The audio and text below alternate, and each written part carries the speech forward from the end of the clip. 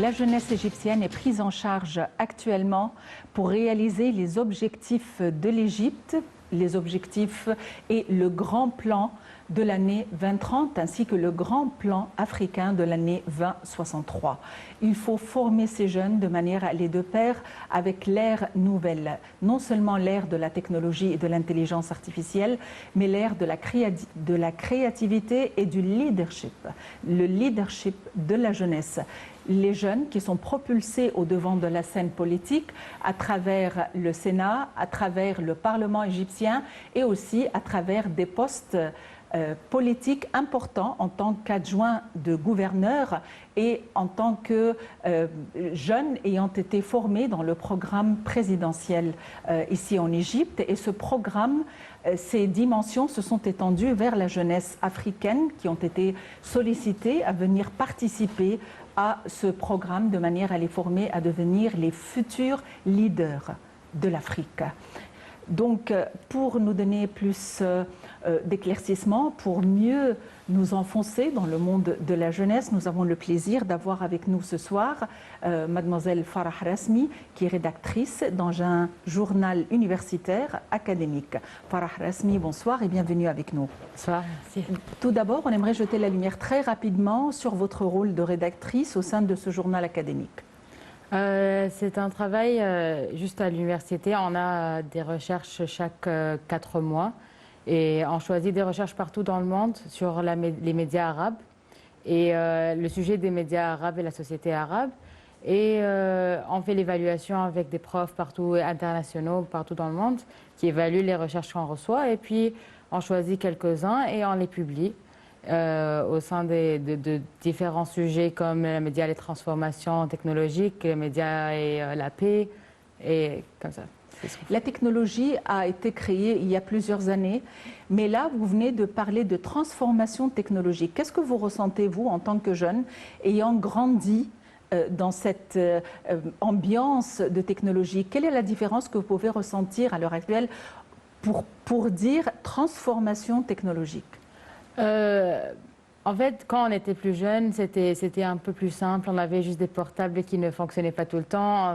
On n'avait pas accès à un tel nombre d'informations par seconde. Maintenant, c'est pas juste qu'on a le téléphone sur nous chaque jour, chaque seconde. C'est aussi qu'on a un avalanche d'informations qu'on ne peut pas contrôler, avec l'intelligence artificielle, avec les applications qu'on utilise pour tout. On dépend carrément sur nos technologies maintenant pour étudier, pour travailler, pour fonctionner chaque jour, postuler pour un travail, tout. Alors la technologie maintenant, ce n'est pas juste un outil qu'on utilise quand on le veut, c'est un outil sur lequel on dépend. À votre avis, là vous avez parlé de vitesse d'information. À votre avis, c'est la vitesse qui compte à l'heure actuelle? C'est-à-dire pas seulement l'accès aux informations, mais le nombre d'informations et le taux d'information, la véracité et la profondeur des informations, c'est ça qui fait la différence maintenant? C'est la vitesse et le nombre d'informations qu'on reçoit, parce que quand on reçoit un très grand nombre d'informations par seconde, on ne sait pas comment savoir si les informations qu'on reçoit sont vraies ou pas, si on peut vérifier ce qu'on est en train de lire. Et c'est comme ça que la vérité, le concept de vérité en général est effacé complètement, parce qu'on ne peut pas fonctionner aussi rapidement que les machines. Alors pour juste avoir accès à une seule pièce d'information qui est véritable et qu'on peut être sûr qu'elle est vraie, c'est très difficile. Alors la vitesse, c'est trop difficile pour un être humain de contrôler les informations qu'on reçoit toujours des machines, quoi. C'est très difficile. Farah, vous avez eu l'occasion de participer au Forum de la jeunesse il y a quelque temps. Donc, tout d'abord, qu'est-ce que cette participation, cette contribution vous a rapporté? Beaucoup de choses, en fait. Il y avait plusieurs sessions sur beaucoup de sujets. On a assisté, c'était presque 3 jours, une conférence de 3 jours. Il y avait presque 8000 participants à cette forum. C'était pas juste qu'on a assisté à des leçons qui étaient très importantes. On écoutait des personnes politiques, des personnes qui travaillaient dans le domaine de la technologie. Le président était là, il a parlé aussi. Il y avait aussi la dimension personnelle. On a pu avoir des connexions avec des gens qui viennent de partout du monde, des gens brésiliens, des gens de l'Indonésie. C'était vraiment très super. Et il y a toujours des gens avec qui je suis en contact jusqu'à maintenant. Ça, c'était en 2019. Parmi les points qui ont été avancés ou les plaintes lors du premier forum pour la jeunesse, le Forum mondial pour la jeunesse, par un Africain, un jeune Africain, il a dit « on n'est pas écouté ». À force d'avoir assisté à des forums où la diversité de ces forums, de ces plateformes, la conférence pour la jeunesse qui a été tenue ici en Égypte, et c'était une initiative présidentielle en 2016, une autre conférence qui était baptisée « Poser des questions » et le président répond. Est-ce qu'à votre avis, est-ce que vous avez toujours le sentiment de ne pas être écouté jusqu'à présent ? Il y a beaucoup de développement maintenant, on est beaucoup plus écouté, mais c'est pas jusqu'au bout. On aimerait être beaucoup mieux écouté, mais ça serait mieux si on peut développer un peu plus. Spécifiquement en Afrique, c'est très difficile d'avoir les voix des jeunes entendues parce qu'il y a beaucoup de problèmes partout en Afrique et c'est très difficile pour les jeunes de se développer. Mais l'initiative égyptienne d'avoir, par exemple, 100 Africains participer au programme de leadership africain, ça c'était génial parce qu'à la fin on pouvait participer, on pouvait dire notre opinion sur les affaires africaines par exemple. On était très bien entendus. Vous avez pris part à ce... Oui. On aimerait en savoir plus sur ce programme. C'était un programme, c'était 1 mois et demi et il y avait des jeunes de l'âge de 22 ans jusqu'à 30, je crois 20 à 30 presque. Et c'était des gens de partout en Afrique, du sud de l'Afrique, du Bénin, du Sénégal, du Nigeria, Éthiopie, il y avait tout le monde. Et on est restés ensemble pour 1 mois et demi à un hôtel et puis on assistait à des cours. Il y avait des cours de développement, de médiation, comment faire des entretiens, comment développer des négociations avec des gens dans le domaine politique. Il y avait de tout et puis on a pu aussi aller voir des lieux égyptiens comme le canal de Suez, on a pu aller aux pyramides, c'était très... il y avait de tout dans le programme et on a pu vraiment formuler des relations et des amitiés qui jusqu'à maintenant demeurent. Et c'était très bien, on était très bien entendus, on a beaucoup appris et maintenant il y a plusieurs d'entre nous qui travaillent ensemble et qui ont commencé des initiatives sociales ensemble, d'entrepreneuriat social ensemble. Et, comme quoi par exemple, moi maintenant je travaille avec un de mes collègues du Bénin et on aide les jeunes à postuler aux universités internationales comme au Canada, en Amérique, en Russie, des jeunes du Bénin et puis des jeunes en Égypte aussi. Et puis il y a d'autres personnes en Ouganda par exemple qui travaillent sur les fibres des bananes, qui ont fait une initiative pour encourager l'agriculture et les agriculteurs des bananes et d'une manière qui les permet à utiliser toutes les ressources qu'ils ont et pouvoir en profiter à 100%. Il y a aussi un jeune qui était avec nous qui est un chef qui travaille au Ghana et qui a une initiative Feeding All Ghana. Et lui, il a beaucoup fait pour son pays et jusqu'à maintenant, nous, on l'aide parfois. Il nous envoie ce qu'il fait. Le networking, ça continue jusqu'à maintenant, il y a 1 an maintenant. Très bien. Donc, vous, avec vos initiatives, qui vous a pris en charge? Vous avez dû recourir aux autorités, vous avez dû avoir des applications, vous avez dû avoir quand même des canaux. Qui vous a pris en charge? Pour le programme lui-même? Pour les initiatives, pour vos start-up, si on peut le dire. Ça dépend. Il y en a qui, eux, dans leur pays, ils avaient le support de leur pays. Il y en a ici qui travaillent toujours avec l'académie ou qui ont un peu de support de l'académie. Pour nous, c'était juste, la collaboration, c'était entre nous les deux, moi et mon collègue. Et on n'avait pas besoin de plus que ça parce que c'était très bien organisé. On avait beaucoup de support dans notre communauté, alors c'était bien. Mais il y a aussi des bourses qui sont disponibles pour tout le monde, qu'on pouvait en postuler, des angel investors, des trucs comme ça qu'on pouvait y demander. Mais ça s'est bien passé sans rien d'officiel. À votre avis, quels sont les problèmes en commun que vous pouvez ou que vous aviez pu ressentir au niveau de la jeunesse africaine? Est-ce qu'on peut dire qu'il y a des problèmes communs? Il y en a beaucoup en commun entre nous, en fait. Les cultures, ils sont très divers, mais en même temps, ils sont très similaires.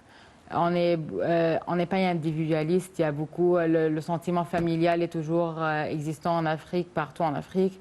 L'idée de patriotisme, la patrie, être très connecté avec son pays, c'était très en commun entre nous. Mais quand même, il y avait les problèmes de ne pas être bien entendu, de vouloir voir nos pays dans un état qui est beaucoup mieux. Il y avait beaucoup d'espoir, mais aussi beaucoup de malheur. Parfois, je ne veux pas utiliser le mot malheur, mais c'était pas. Il y avait de la tristesse parce qu'il y avait beaucoup de pays qui sont dans un état de guerre, franchement. Et voir les jeunes qui veulent aider leur pays, mais ils ne peuvent pas, ça, c'était c'était très difficile. Et nous, en Égypte, on était beaucoup plus... c'était mieux pour nous parce que maintenant, notre pays est un peu mieux. L'État opte pour l'autonomisation de la jeunesse. Oui. À votre avis, le fait de leur faciliter le financement des différents projets pour les micro-projets, pour les petites et moyennes entreprises, le fait de leur accorder des prêts à taux d'intérêt réduit, à votre avis, est-ce que ceci aide à l'heure actuelle la jeunesse à ressentir cette autonomisation? Oui, bien sûr. Moi, je pense que cette initiative était très géniale parce qu'il y a plusieurs personnes que je connais personnellement quand même qui travaillaient dans d'autres pays et maintenant ils sont venus pour commencer leur start-up ici. Et des gens qui veulent faire des applications, des petites start-up écologiques, dans tous les domaines, en fait, et ces bourses, ces taux d'intérêt qui sont très réduits, tout ça nous aide à être plus autonomes, à commencer à bien rêver et voir nos rêves devenir réalité, quoi. Il faut dire que parmi les initiatives de l'État pour contenir la jeunesse égyptienne, pour soutenir la jeunesse égyptienne, les démarches ont commencé en 2016 avec la conférence, une conférence tenue pour écouter la jeunesse égyptienne, une conférence pour la jeunesse qui a été tenue justement pour que la jeunesse égyptienne puisse se retrouver et pour parler avec ou avoir un dialogue, engager un dialogue, un entretien, des questions avec les dirigeants de l'État, avec le chef de l'État, ainsi qu'avec les représentants du gouvernement. En 2017, s'est tenu le premier forum de la jeunesse du monde. Aussi, 25 adjoints ou 25 leaders ont été désignés de manière à devenir les adjoints de différents gouverneurs. Il faut dire que la jeunesse égyptienne a eu quand même des sièges au sein du Parlement et au sein du Sénat. Il faut dire aussi que 200 milliards de livres égyptiennes ont été consacrés pour soutenir les projets tenus par des jeunes et leur favoriser des chances de travail. Et ça, c'était en 2010. Aussi, l'État a donné ou a favorisé aux jeunes. Ils ont octroyé des terres, donc à peu près 10 fédans octroyés aux jeunes qui voulaient les prendre en charge et savaient comment s'y prendre pour l'agriculture et avec un taux d'intérêt ne dépassant pas les 5%. Farah, je reviens vers vous. L'État voudrait que les jeunes puissent s'orienter vers les start-up, vers les petits projets, vers l'agriculture et la culture des terres. À votre avis, est-ce que la jeunesse actuelle a cette vision-là? Ou est-ce que la jeunesse actuelle est à l'instar de la jeunesse d'autrefois qui veut des postes administratifs, qui veulent être des hauts fonctionnaires? Parce qu'il faut vraiment un changement idéologique. Est-ce que la jeunesse a changé sa façon de voir les choses? Oui, tout à fait. Maintenant, la plupart des jeunes veulent faire leur start-up, faire des entrepreneuriats sociaux, travailler dans l'agriculture, développer dans des secteurs un peu plus niches, quoi. Et alors, je pense que l'initiative, c'est une source de support très bien, en fait, parce que c'est ce qu'on veut maintenant. On veut commencer des startups, on veut trouver les secteurs où il n'y a pas des gens qui sont en train de travailler et rentrer et faire une différence. Et c'est ce qu'on veut maintenant, c'est tout à fait ce qu'on veut. Alors le support, c'est génial. La technologie aussi a favorisé la communication. Vous venez de dire que vous travaillez avec un collègue du Bénin, chose qui était facile il y a plusieurs années. Est-ce que les applications qui sont sur portable, qui sont sur Internet, sont favorables à de telles perspectives ou au contraire, ceci complique les choses? Tout est bien en modération, quoi. Si on dépense sur les applications pour tout faire, comme j'avais dit au début, ça sera un peu moins favorable. Mais si on les utilise d'une manière un peu plus modérée, avec un but clair, on peut les utiliser très bien. C'était le but original de ces applications, en fait. Quand vous étiez en marge des réunions officielles ou en marge des cours dans votre programme de leadership ou durant le forum de la jeunesse, quels étaient les sujets les plus importants ayant marqué vos échanges avec les jeunes du monde, que ce soit la jeunesse africaine ou la jeunesse occidentale? Les sujets du domaine technologique, comme le blockchain, Bitcoin, ça c'était très grand. Et puis il y avait aussi les sujets avec les jeunes africains, l'agriculture c'était un très grand sujet. Comment développer l'agriculture africaine, tout ça. Puis avec les Occidentaux, c'était plutôt la question de conflits, de problèmes de politique, comment surmonter les problèmes entre Est et Ouest, le Nord-Sud, tous ces sujets-là. À votre avis, est-ce qu'il y a vraiment des problèmes, si on peut le dire, et on peut les mettre sous le titre de problèmes politiques, ou est-ce que c'est juste une question culturelle? Je dirais que c'est un problème un peu plus politique.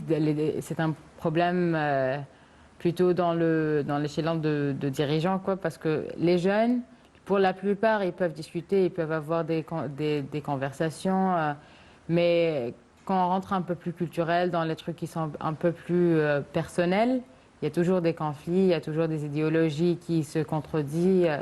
Alors, en fait, ça serait un peu des deux. Est-ce qu'il y a un problème de préjugés? Certainement, oui. Des deux côtés? Ouais. Très bien. Est-ce que ces forums, à votre avis, avec le temps, seront susceptibles de surmonter ces problèmes, de mieux éclaircir les choses? Je crois qu'ils ont déjà commencé à faire cela. Il y avait beaucoup de personnes qui ne pensaient pas que l'Égypte, un État, disons, musulman, allait être si ouvert. Il y avait beaucoup de cultures, de diversité en Égypte elle-même. Il y avait beaucoup de préjugés qui étaient surmontés, juste au forum. Et puis, dans le programme africain, il y avait aussi ça. Et puis, parce que il y a beaucoup de jeunes qui étaient là, qui sont revenus. Ça a déjà commencé à aider ces problèmes. Et je pense que si on peut continuer, ça va être beaucoup mieux. Est-ce que la jeunesse africaine se connaissait bien avant de se rencontrer et faire du face-à-face?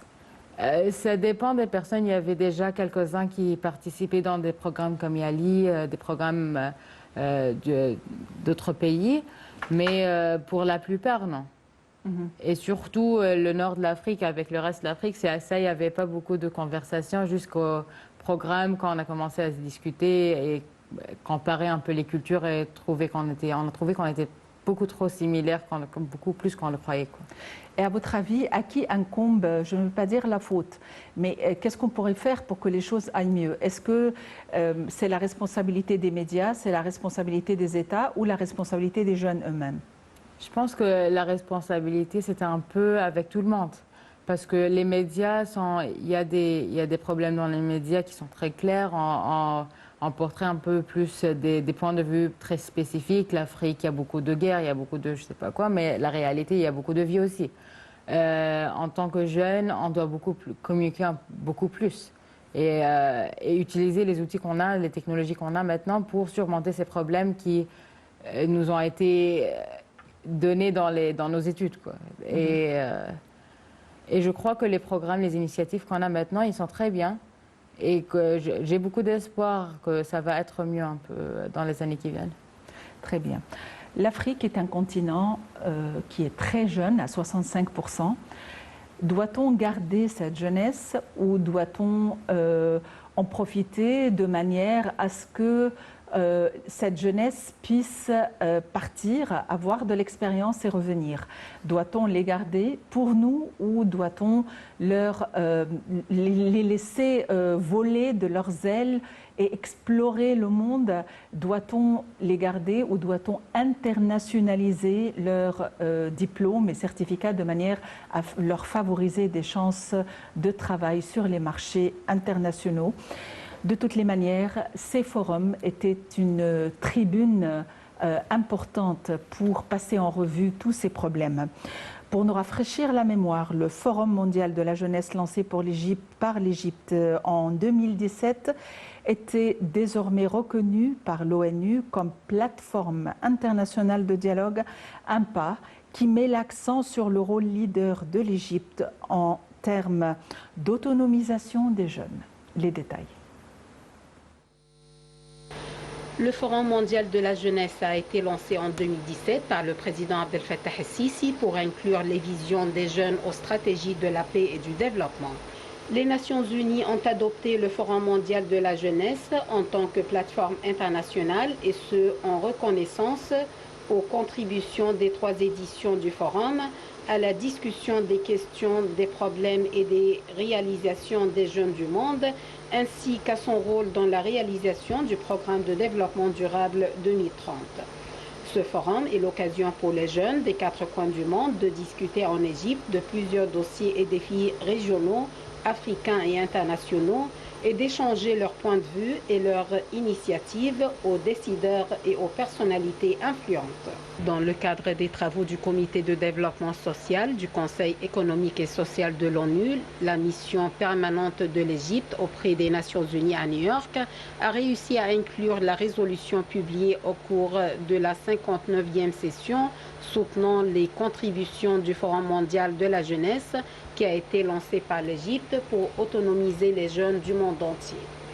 Le 16 février, le Comité de développement social a approuvé cette résolution parrainée par l'Égypte et présentée par le Sénégal, le Cap-Vert, le Portugal et le Kazakhstan, y compris une référence spéciale aux 3 éditions du Forum mondial de la jeunesse qui a été lancée à Sharm el-Cheikh en 2017 en tant que plateforme internationale pour discuter des questions de la jeunesse. Le représentant permanent de l'Égypte auprès de l'ONU à New York, l'ambassadeur Mohamed Idriss, a déclaré que cette décision venait mettre l'accent sur les efforts de l'Égypte au cours de ces dernières années en termes d'autonomisation des jeunes. Pour le jeune député Mohamed Abdelaziz, membre de la Commission des droits de l'homme au Parlement, la décision de l'ONU vient soutenir l'initiative lancée par le président El-Sisi, convaincu du rôle des jeunes au développement des sociétés. Cette démarche onusienne soutient l'autonomisation des jeunes et permettra d'inclure leurs visions et leurs recommandations aux stratégies mondiales de la paix et du développement. Elle démontre surtout que l'initiative leader de l'Égypte en termes d'investissement aux jeunes, qui représente 30% de la population mondiale, est un exemple à suivre. D'où était l'importance de ce forum mondial initié par l'Égypte, dont les objectifs riment avec la stratégie de l'ONU pour la jeunesse 2030, estime Abdelaziz. Selon lui, il s'agit d'un mécanisme réussi pour inclure les jeunes à la vie politique d'une façon positive en investissant dans leurs capacités et leurs idées. Cette inclusion des jeunes dans la vie politique a été accompagnée des programmes de formation pour doter les jeunes des compétences nécessaires, entre autres le programme présidentiel pour la formation des jeunes, l'Académie nationale de la formation et de préparation des leaders, ainsi que l'expérience réussie de comités de coordination des jeunes des partis, assure-t-il. Aujourd'hui, ces efforts se sont concrétisés par une présence plus large des jeunes au Parlement, au poste de vice-gouverneur et d'autres, loue Abdelaziz.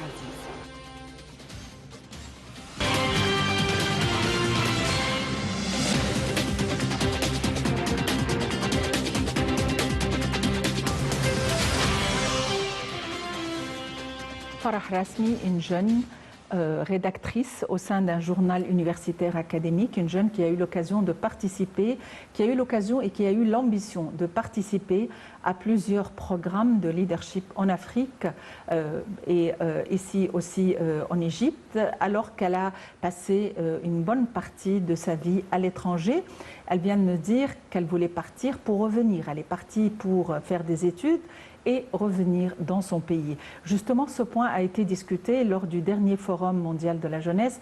Est-ce qu'on doit retenir la jeunesse ou on doit les laisser partir? Et justement, la ministre de l'immigration et des Égyptiens à l'étranger a bien dit, on n'est pas contre l'immigration, c'est une liberté personnelle, mais que ce soit fait d'une manière tout à fait légale, d'une manière tout à fait conventionnelle et à travers les canaux légaux, que les jeunes apprennent bien. Et au contraire, il y a eu des efforts en commun avec les autorités dans plusieurs pays occidentaux de manière à mieux examiner les besoins du marché du travail et savoir qui envoyer. Est-ce qu'on peut, dans ce cas, parler d'opportunités qu'on accorde et de liberté qu'on accorde à nos jeunes? Est-ce qu'on pourrait parler d'un atout? On donne à ces jeunes l'opportunité d'apprendre d'autres expériences et de revenir de manière à faire profiter leur pays? Ou est-ce que on est de cette manière en train d'expulser la jeunesse et de les perdre? Le micro est à la jeune, ici au studio, Farah Rasmi. Vous avez eu l'occasion de vivre à l'étranger, mais vous avez dit que vous vouliez retourner. Qu'est-ce qui a fait que vous aviez ce désir aussi pressant? C'était une question de comment puis-je aider mon pays. Et c'était tout simplement apprendre très bien, bien étudier ce que je voulais et aimer ce que j'étudiais. Et puis revenir et essayer d'une manière ou une autre, implémenter ou utiliser ce que j'ai appris durant mes études ou durant les années où j'ai vécu ailleurs, en Égypte. Alors moi, je pense que j'aime bien l'idée que les jeunes aillent quelque part d'autre pour étudier, pour travailler, pour voir d'autres cultures, pour apprendre, parce que si on reste toujours dans notre pays, on ne va pas avoir ce point de vue international qui va nous aider à être plus créatifs, à être plus ambitieux, à voir comment on peut améliorer nous-mêmes et améliorer notre pays et notre environnement.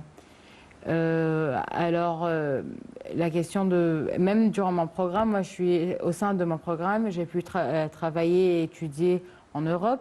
Et ça m'a beaucoup appris parce que chaque endroit où je vivais, c'était complètement différent. Même si ils étaient tous des membres de l'Union européenne, par exemple. À votre avis, est-ce qu'on doit laisser la jeunesse partir? On doit plutôt essayer de les convaincre et de rester plutôt? Moi, je dirais qu'on doit les laisser partir, mais en les apprenant l'idée d'aimer son pays. L'idée d'être un peu plus patriotique, aimer notre pays, avoir cette affiliation avec d'où on vient, avec notre culture, ça aide les jeunes à sortir, à aller travailler quelque part d'autre, à étudier quelque part d'autre, et puis revenir s'ils le veulent, pour améliorer le pays ou pour aider comme ils peuvent leur pays, ou rester là-bas et représenter leur pays d'une manière avec fierté. Durant la pandémie, il y en a qui ont dû retourner, d'autres qui sont retournés et qui n'ont pas réussi d'autres qui sont rentrés et qui n'ont pas réussi à retourner au pays où ils travaillaient à cause des aéroports qui étaient fermés, etc. Il y en a qui ont perdu leur travail et il y en a qui ont beaucoup gagné durant la pandémie parce qu'ils ils ont réfléchi d'une manière tout à fait créative et ils se sont adaptés à la situation et on peut tenu un projet, par exemple monter un projet où on fait un commerce quelconque qui a aidé durant la pandémie. À votre avis, quelle est la tranche qui a profité de la pandémie contre d'autres qui peut-être ont été attristés durant la pandémie? Je dirais ceux qui étaient attristés par la pandémie, c'était tout évidemment le tourisme en Égypte. Le tourisme en Égypte a beaucoup souffert, mais il y a une tranche de jeunes de ma génération qui avaient quitté durant la Révolution ou juste après et qui avaient la perception que l'Égypte, on ne pouvait pas y vivre. Et durant la pandémie, ils ont dû retourner travailler de chez eux, télétravailler en Égypte à cause des pays qui étaient complètement fermés, comme au Canada, comme en France ou partout. Et quand ils sont venus, ils ont vu que l'Égypte a complètement été transformée dans les dernières années et maintenant ils veulent rester. Alors plusieurs personnes que je connais personnellement, ils sont revenus pour juste travailler jusqu'à que tout s'ouvre dans l'autre pays où ils travaillaient. Et ils ont réalisé qu'en fait, non, je veux rester en Égypte. Alors ils vont laisser leur travail et où ils vont commencer un entrepreneuriat en Égypte. Ils ont tous beaucoup d'idées pour rester. Et je crois que l'Égypte, en général, a beaucoup bénéficié de ça. La question de brain drain, et maintenant il y a du brain gain. L'idée que ceux qui ont appris hors de l'Égypte, ils vont retourner maintenant parce qu'il y a beaucoup d'espoir. Très bien. J'ai beaucoup aimé l'expression brain drain et brain gain. Oui. Expulser les jeunes ou les récupérer, oui, de nouveau, si on peut les traduire de loin. Eh bien, Farah Rasmi, vous êtes une jeune rédactrice au sein d'un journal universitaire académique. Merci d'avoir été avec nous aujourd'hui. Merci à vous. Et on doit dire qu'on est vraiment fiers de vous et on vous souhaite beaucoup de succès. Merci. Eh bien, voilà, la jeunesse est un atout. Notre continent est un continent qui est très jeune, à 65%. L'Égypte la population égyptienne est une population à majorité jeune, donc c'est un atout, autant en profiter, tout en leur laissant la liberté de voler de leurs propres ailes. Merci de nous avoir suivis, très bonne fin de soirée et à la prochaine.